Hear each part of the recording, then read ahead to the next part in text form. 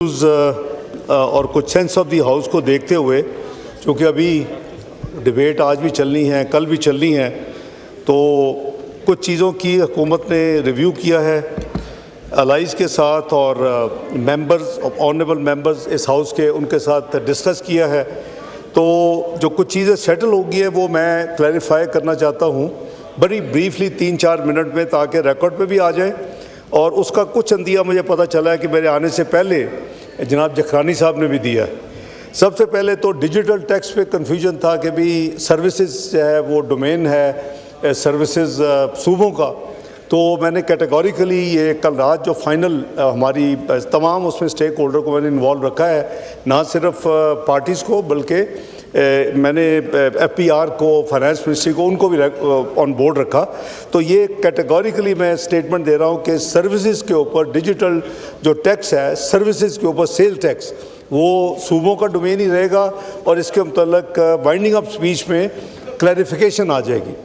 जो दूसरा बहुत ज़्यादा डिबेटेड सब्जेक्ट था वो सोलर के ऊपर जो 18% प्रपोज्ड GST थी लगाने की इस बजट के ज़रिए, उस पर एक चीज़ मैं क्लैरिफाई करना चाहता हूँ कि जो इम्पोर्टेड कंपोनेंट हैं जहाँ भी सोलराइजेशन हो रही है वो रफली 46% इम्पोर्टेड कंपोनेंट है। जो इन्वर्टर्स और बाकी सारी चीज़ें हैं 54% वो already subject to normal taxation है पाकिस्तान के अंदर वो चीज़ें हैं।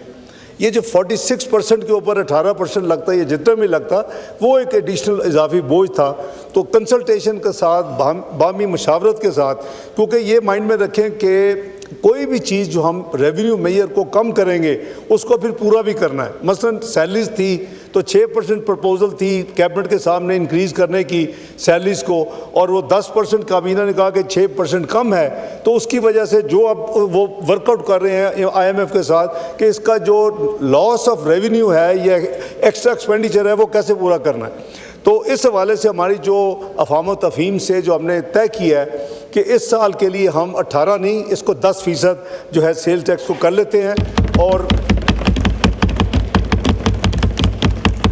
वो मैं समझता हूँ कि देखें हमने मिल के चलना है और मकसद ये है कि मैं तो वैसे ही रिकन्सिलिएशन में बिलीव करता हूँ और इसी तरह मेरी वो अल्हम्दुलिल्लाह एफर्ट्स रही हैं पिछले 35 साल में इन हाउसेस में।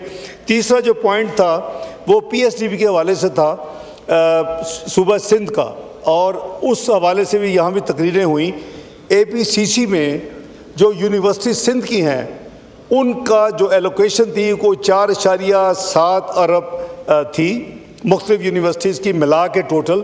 तो फ्रेंकली वो इतनी लंबी लिस्ट है पूरे पाकिस्तान की, तो वो जो जब प्रेशर आता है, जब रिडक्शंस होती हैं, तो वो ऑब्वियसली प्लानिंग डिवीज़न उसको कहीं रीएडजस्ट करना होता है। उनका कैप एनवलप या उनकी टोटल कैप तो वही रहती है। तो कहीं ये हमारे नोटिस में लाया गया और ये भी इस डिस्कशंस का कल पूरा दिन मैं 5-6 राउंड्स हुए मेरे मुख्तलिफ औकात में, इंक्लूडिंग चेयरमैन बिलावल भुट्टो साहब से, जनाब मुराद अली शाह साहब से, जनाब नवीद कमर साहब से और दूसरे साथियों से।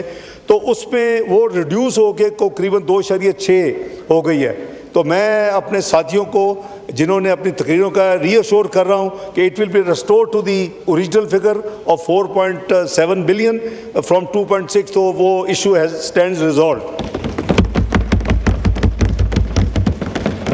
चौथा और जो आखिरी पॉइंट था जनाब स्पीकर, वो सिंध का ये था, और मैं समझता हूँ कि उसमें बड़ा जायज़ हमारे साथियों का MNA जो ख़वातीन हज़रात मेरे ऑनरेबल कॉलीग्स हैं इस हाउस के, वो ये था कि जी जो PDWD के बंद होने के बाद जो 3 सूबे हैं वो सूबों के हवाले वो प्रोजेक्ट्स कर दिए गए हैं एग्जीक्यूशन के लिए, और सिंध में एक कंपनी उसके लिए बनी PIDCL और उसको हैंड ओवर किया गया कि वो ये तमाम जो प्रोजेक्ट्स है वो करेगी। तो ये उनका जायज़ मुतालबा था। तो ये करीबन 3-4 दिन से ये चल रहा था कि प्राइम मिनिस्टर साहब से मैंने डिस्कस किया और उन्होंने भी इत्तफाक किया कि एक जैसा मसावी सलूक होना चाहिए। तो PIDCL आप समझें कि सक्सेसर बॉडी है PWD की, जिसने PWD को रिप्लेस किया है। और ये अब ना सिर्फ सिंध में बल्कि बाकी 3 सूबों में भी PWD के प्रोजेक्ट यही करेगी। और जो ट्रांसफ़र भी हुई है उसको वो करेगी। तो ये भी एक मैं समझता हूँ कि अगर जायज़ कोई चीज़ है उसको रिजॉल्व करना चाहिए। इसमें जो जारी सूबे हैं ऑलरेडी मंसूबे पिछले बजट में या उससे पीडीएम की गवर्नमेंट के बजट में जो सिंध गवर्नमेंट ऑलरेडी कर रही है चंद एक, वो उसको नहीं छेड़ा जाएगा, वो कंटिन्यू करेंगे। लेकिन असूली फैसला हो गया है पीएडीसीएल की जो अपने मेमोरेंडम आर्टिकल्स हैं, क्योंकि एक कंपनी बनी थी इस काम के लिए, वो जिसका स्कोप सिंध के लिए था उसको एक्सपेंड कर दिया गया है। उसके मेमोरेंडम आर्टिकल कंपनी ऑर्डिनेंस के तहत उसको चेंज कर दिया गया है और अब वो पूरा पाकिस्तान जो है वो उसको वो जिम्मेदार होगी तमाम चारों सूबों में।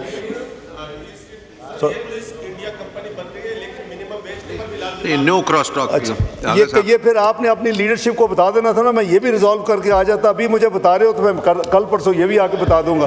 तो ये मेरी गुजारिश है कि जनाब स्पीकर देखें, हमने सब ने मिल के इस मुल्क को आगे लेके जाना है और जो जेन्युइन को चीज़ है उसको हल करने के लिए मैं अपनी हाजिर हूँ अपनी एफर्ट करने के लिए। बहुत शुक्रिया। ये तमाम चीज़ें सेटल हो गई हैं। बहुत शुक्रिया जनाब चेयरमैन। शुक्रिया। Order in the house, order in the house. जी, शाह अहद साहब।